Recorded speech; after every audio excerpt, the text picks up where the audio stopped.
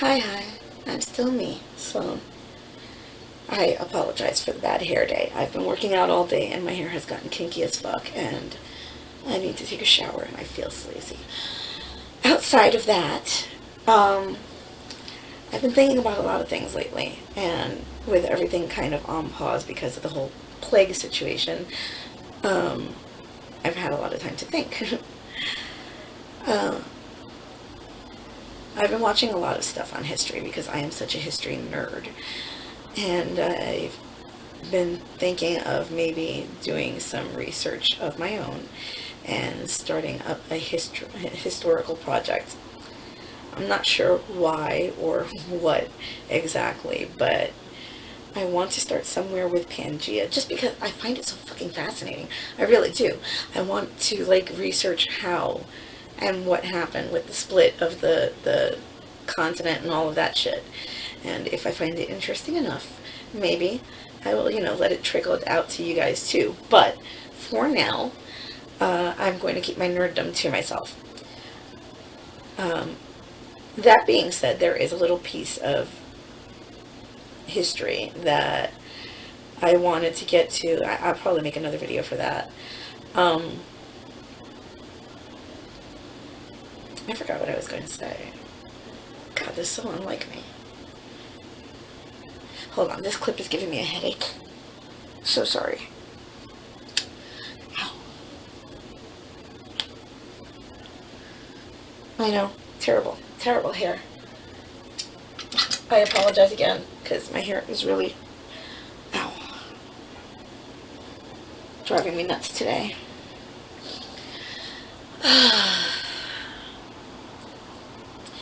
So this politically correctness stuff has been driving me nuts because people are trying so hard to not offend each other to the point that it kind of becomes offensive. It really does. Someone was trying to talk to me and explain to me how they understand that since I don't celebrate Christmas and I'm not a Christian, that my witch self should celebrate my own holidays. I don't identify as a witch. I don't identify as a druid. I don't identify as,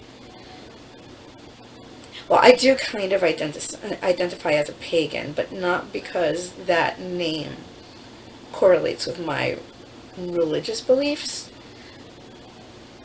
I use that name because it is the name that was placed upon my belief systems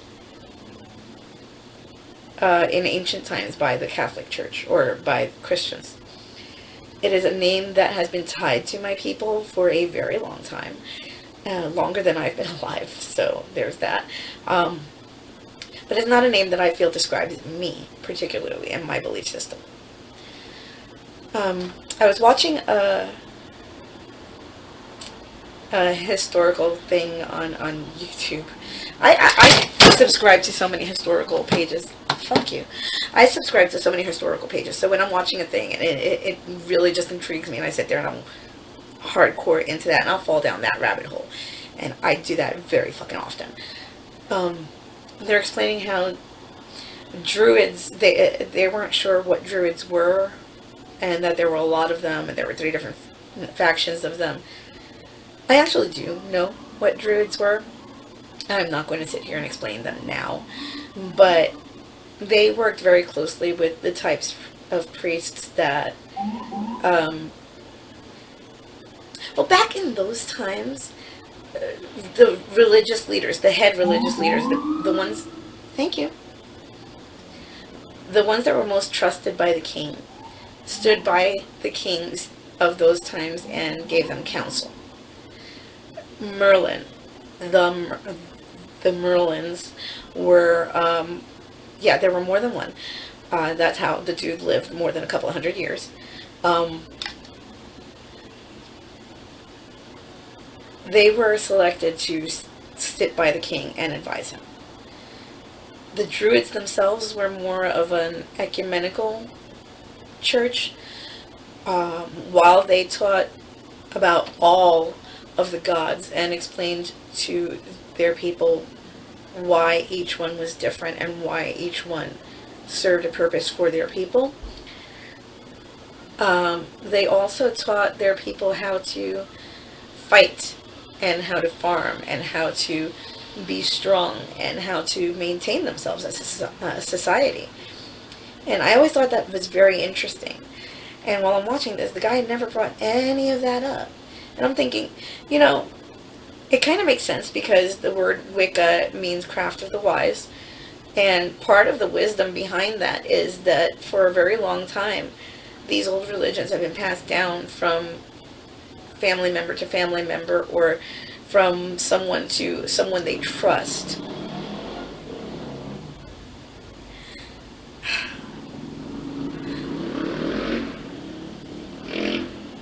Fucking crotch rockets, man. Anyway, so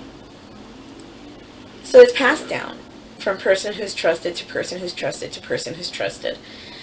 And normally that's because those of us who practice only share the information with people we know will practice responsibly. Someone we can trust, someone we can mold, an apprentice of sorts. And then they go on to do their thing on their own. I am not currently a member of any coven. I have been in the past. I don't feel that being in a coven is for me. I don't see myself as a witch. I do follow the path of the old gods. I don't want to identify what exactly my beliefs are here, because I don't feel that that's anybody's business. But I feel that as ecumenical druids back then were, all of the gods have their purpose for their people. If you're Christian and the Christian God does for you, that is great. And that's what he's there for. If you are an Athenian, then Athena is doing for you, and that's wonderful. And you live your life that way and it works for you, that's great. It's wonderful. If you follow Odin, same thing. The same rule applies. As long as it works for you, and the philosophy works for you, if the way of life works for you, it's great. It's wonderful. And that's how it should work. Nobody should judge each other for the way that they believe or for what they believe. So long as it works for them and their life is working out just fine, they don't have to fucking change it for shit. And they're not wrong just because you feel you're right. And I've always felt that way about certain Christian religions. Not all of them, but certain Christian religions always have this thing about, well, we must convert you because we are saving your soul. And whatever you believe in right now is wrong. And you're going to burn in the fires of hell. I've never felt that was okay. I've never wanted to participate in one of those religions. And for a while in my youth, I was born into a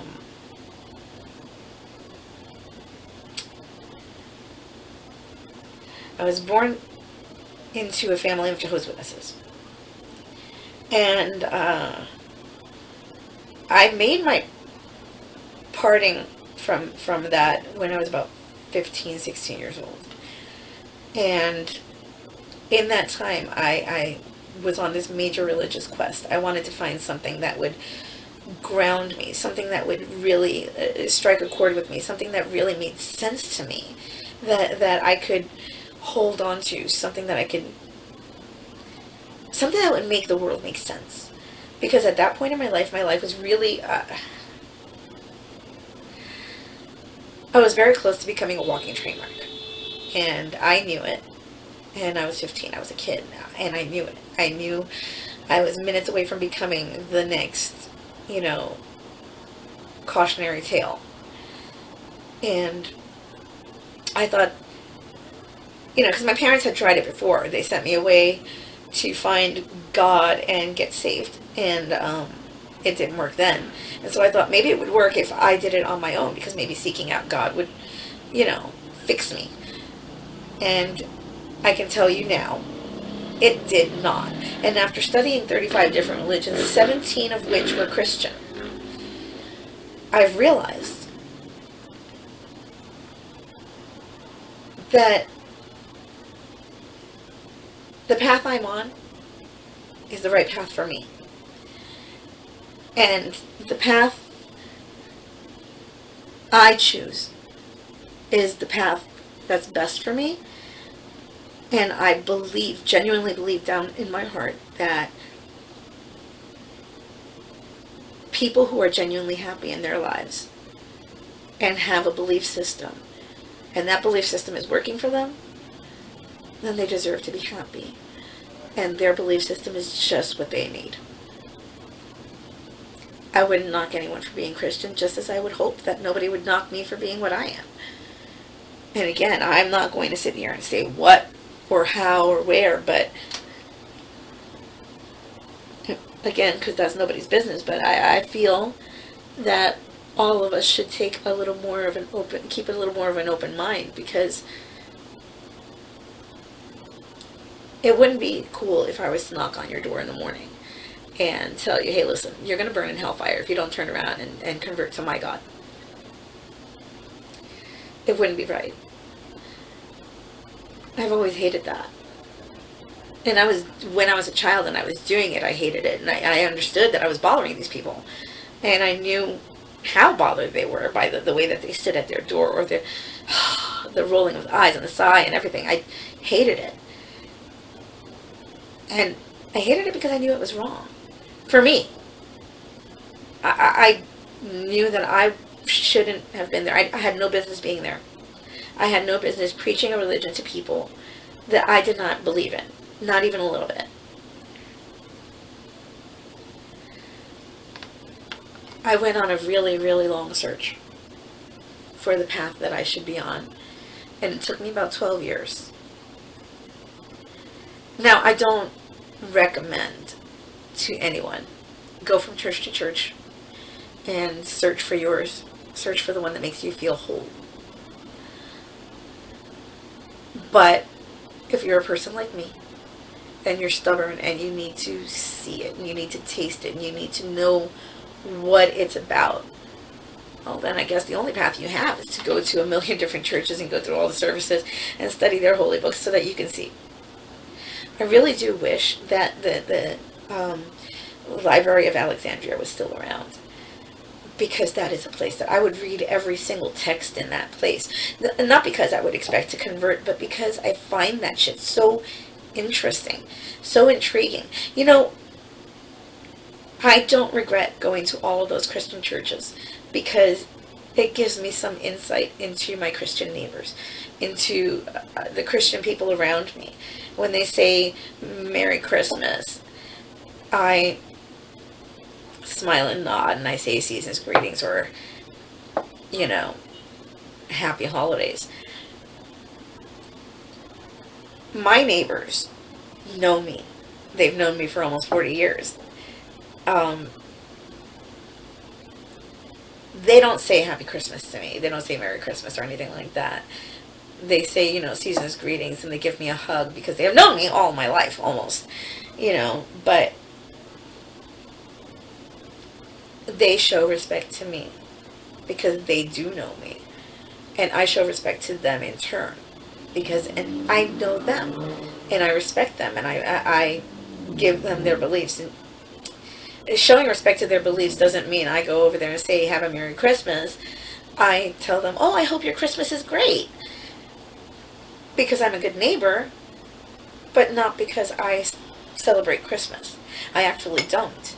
And it's not because I was a Jehovah's Witness and I was raised against that sort of thing. It's because I don't feel that I should have to pick a day out of the year to buy presents for everyone, and then put myself under stress to remember to buy presents for everyone and have a list of people who I'm buying presents for.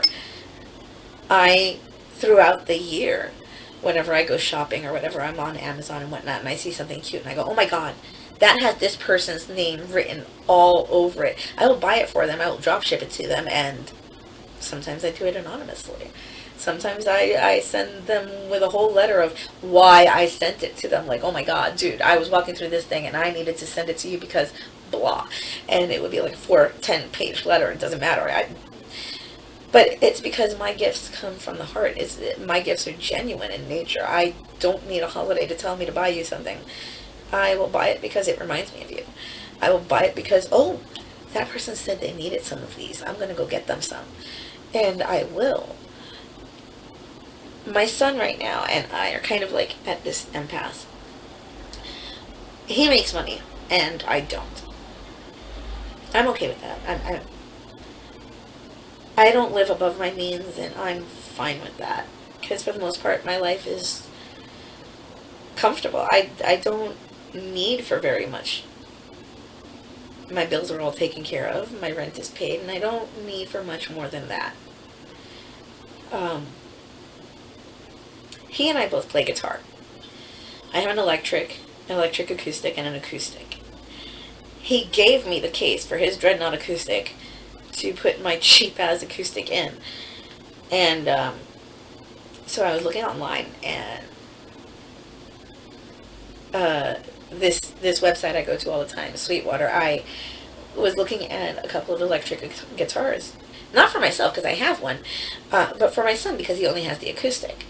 And as I'm looking through, he comes into my room, we're smoking a blunt, and he's like, oh, you should get yourself that one. You should get yourself that one. That one's hot. And he's looking at a couple of them, and he's like, oh, yeah, you should really get yourself that one. And I'm like, well, actually, I was looking for you. And he's like, oh, no. Don't bother getting the one. I asked him why, and he was like, no, don't waste your money. Because he knows I'm on a fixed income. And so I told him, well, if I got one for me, then would you take the old one I have? And he said, yeah, I'll take that one. So that means, yes, he does have the space for it. And yeah, he would take one. He just doesn't want me spending money on him. So I've been looking for a decent acoustic, a decent electric guitar for him. Still, because I'm going to get him one. He doesn't get to say no. Because I'm a pushy mom like that. And since his birthday is in November, and my youngest birthday is in November, the oldest and youngest are both in November, I was thinking of getting them musical equipment. My son should get an electric guitar, and I think that I should give my daughter, a microphone and audio interface and get her all set up so that she can actually sing and record herself singing properly so that the vocals come out really great. And I know that when I do this, my kids are going to sit there and be like, Mom, you don't have the money to spend on this shit. You're crazy. Stop it. And I'm sure they're probably right. But stopping is not really in my nature. My dad didn't raise a quitter. And so I will continue to conspire against my children to get the things that they don't even know they want. That's a thing. Yeah, I'm going to continue to do that. I don't remember how I got on this tangent. So I'm going to kind of leave it here-ish. Because I'm tired and I'm sweaty. And I just wanted to check in with you guys. And, I don't know. I think that's it. Aside from all of the traffic, I live right on a boulevard and right next door to a highway. And right up the block from another fucking boulevard. So, I'm really in the middle of traffic zone. I do not have soundproofing for my windows and all of that because I live right in the middle of everything. And also there's a police precinct, 4 hospitals, and the firehouse right down the block. So I've hit the trifecta for sirens. Gotta love my life. So even soundproofing will only dampen the sound, but it won't shut everything off, so I'm not going to bother. So, yeah. All of that being said, actually, I'm kind of excited because in about 2 weeks, maybe less, I'm going to be seeing my first concert in about 2.5 years. I know, it's wild, because I used to go to concerts every week, at least once a week. Hello, New York. But now it's like my first concert in over 2 years. It's wild. It's big. I don't even know what to wear. God, I really do miss having people to just, hey, listen, I'll write a little thing on Facebook. Who wants to dress me tonight? Have them all message me and do it on a video call. So I don't have the responsibility of dressing myself. I just let them do it. I know. I'm going off on tangents now. I'm tired. And I'm hungry. And I'm sorry that my hair looks like shit. And I'm sorry that I look like shit. And I apologize that this shirt is showing cleavage like this, but we're getting close to laundry day, and I own 4 of this particular shirt in black. I buy everything in bulk, so if you see me in a lot of really cool black t-shirts that almost look exactly alike, it's because I probably have like 5 or 6 of them. Yeah. Alright, now I'm just describing how nuts I am. Alright, I'm gonna go take a shower, find some food to eat, and then maybe go off and get a massage. Because that sounds like fun. You guys take care of yourself, and I'll see you soon.